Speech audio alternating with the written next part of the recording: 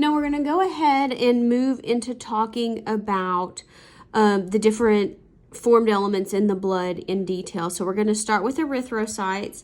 These are going to be our red blood cells.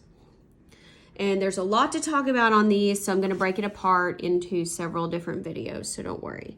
All right, so this is page 2. Let's flip the page. This is page 3. Structure of red blood cells. What are they? Basically, they're just a little bag of hemoglobin. So hemoglobin, we're going to call it HB, and it is a protein. So it's a protein, hemoglobin is a protein, and it has one job. It's a protein that carries oxygen. That is its primary job. Red blood cells, do they have a nucleus? No, they do not. They are called anucleated cells, which means they're not alive, because if we don't have a nucleus, that allows us to maximize the space available in the cell for hemoglobin. So we can get more oxygen.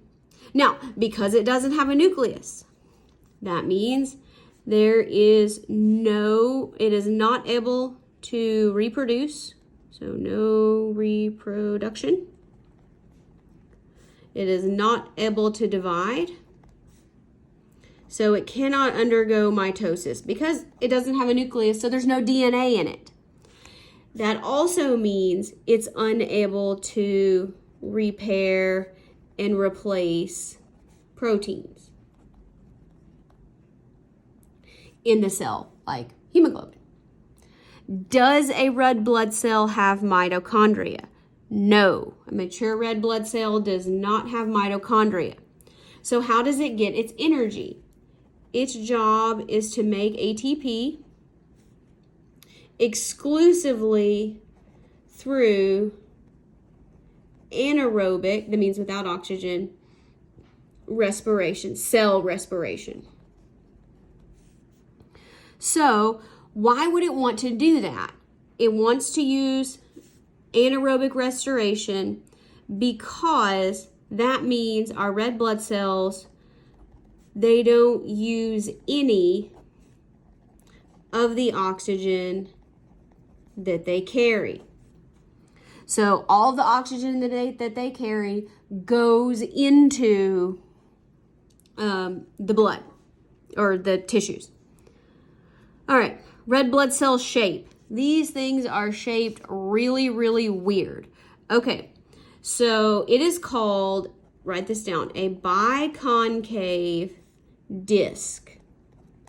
All right, now let me see if I can find you a nice photo of a red blood cell.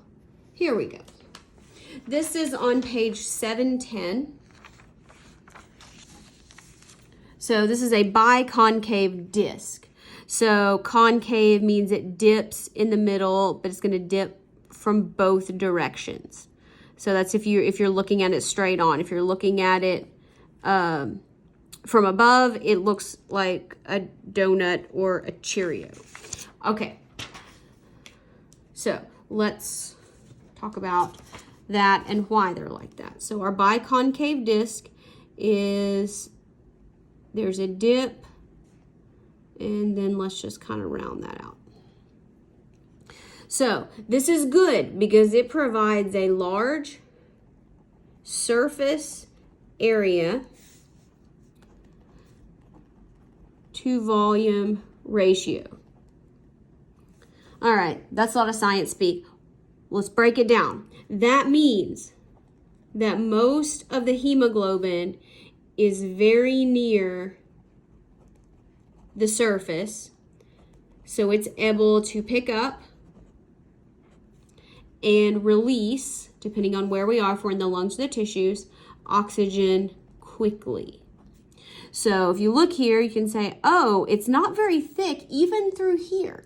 So the hemoglobin is going to be, it's going to be near the surface no matter where it is within this cell, and that's really important. Now, they can also change their shape a little bit.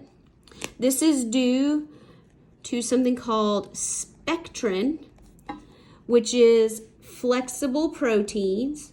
And normally they're in this lattice, so they're kind of like this. But they're very flexible, and they're kind of keeping this shape going right under the plasma membrane, which means they can contort and twist as they go through these capillaries. Now, in the capillaries, red blood cells, they go through single file, in a line, one by one, and this is called a rouleau. Make sure you remember that, a rouleau.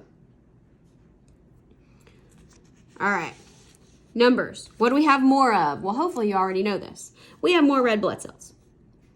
So these are main contributor to blood viscosity. That would be the thickness of the blood. All right, so that means if we have an increase in our number of red blood cells, that means we're going to have an increase in blood viscosity. Now, if blood doesn't flow as easily, the heart has to work harder it requires more force to push it on through. So that means we're going to have an increase in blood pressure. How that works. Okay, now women have approximately 4.8 million red blood cells per cubic millimeter. So lots of cells, tiny amount. Men have 5.4 million red blood cells in a cubic millimeter. That's a tiny amount.